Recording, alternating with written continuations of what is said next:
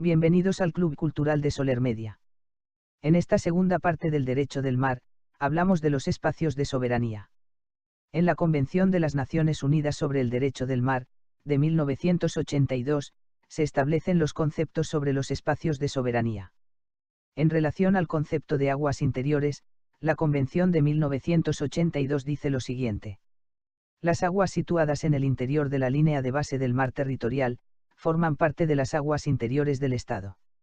No obstante, en la parte cuarta de la Convención, se establece que esto no es de aplicación con los estados archipelágicos. Existe por lo tanto una relación entre las aguas interiores, y las líneas de base que sirven para medir el mar territorial. La Convención del 1982, en su artículo 5, define la línea de base normal para medir la anchura del mar territorial. Esta es la línea de bajamar a lo largo de la costa, tal como aparece marcado mediante el signo apropiado en las cartas a gran escala reconocidas oficialmente por el Estado ribereño. Como señala el profesor Pastor Ridruejo, esta regla de principio sufre modulaciones o excepciones en caso de existencia de ciertos accidentes geográficos, como arrecifes, costas con profundas aberturas o escotaduras, o en las que exista una franja de islas a su largo y en sus inmediaciones. También en desembocaduras de los ríos, bahías, radas y elevaciones en bajamar. A causa de dichas modulaciones y excepciones, quedan a veces espacios de aguas marítimas entre la costa y la línea de base a partir de la cual se mide el mar territorial. Estos espacios tienen la naturaleza de aguas interiores por aplicación del artículo 8.1, de la Convención de 1982. Y las distintas posibilidades que se dan son. Una primera posibilidad se da en el caso de islas situadas en atolones, o de islas bordeadas por arrecifes. En estos, la línea de base para medir la anchura del mar territorial es la línea de bajamar del lado del arrecife que da al mar. Por consiguiente, las aguas marítimas comprendidas entre esa línea de base y las costas de las islas, son aguas interiores.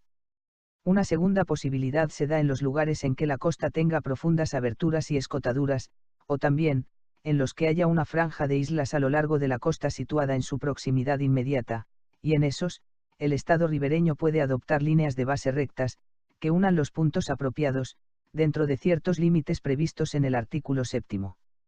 La tercera posibilidad se da si un río desemboca directamente en el mar, en ese caso, la línea de base, será una línea recta trazada a través de la desembocadura, entre los puntos de la línea de la bajamar de sus orillas. La cuarta posibilidad se da en los casos de bahías, cuyas costas pertenecen a un solo estado.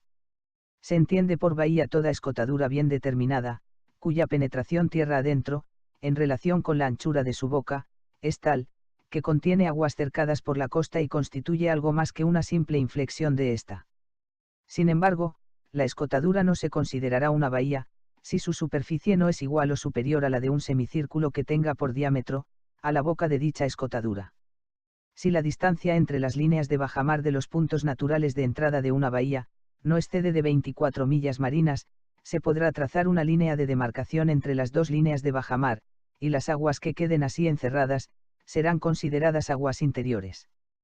Pero si aquella distancia excede de las 24 millas marinas, se trazará dentro de la bahía una línea de base recta de 24 millas, de manera que encierre la mayor superficie de agua que sea posible con una línea de esa longitud.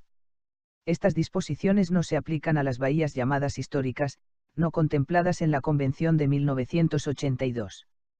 Una quinta posibilidad se da con las elevaciones en bajamar que estén sumergidas en la pleamar. Las líneas de bajamar podrían ser utilizadas como líneas de base para medir la anchura del mar territorial, eso, si están total o parcialmente a una distancia del continente o de una isla que no exceda de la anchura del mar territorial. Por consiguiente, las aguas comprendidas entre la elevación en cuestión y el continente o la isla, son aguas interiores. En cuanto al régimen jurídico de las aguas interiores, el Estado ribereño ejerce soberanía territorial sobre las aguas interiores. A diferencia de la soberanía que se ejerce sobre el mar territorial, no existe derecho de paso inocente a través de las aguas interiores, a no ser, que en el supuesto de trazado de líneas de base rectas conforme al artículo 7, queden encerradas como aguas interiores aguas que anteriormente no se consideraban como tales. Por lo que se refiere al régimen de los puertos, estos forman parte de las aguas interiores, y según el artículo 11 de la Convención de 1982, las construcciones portuarias permanentes más alejadas de la costa que formen parte integrante del sistema portuario, se consideran parte de este.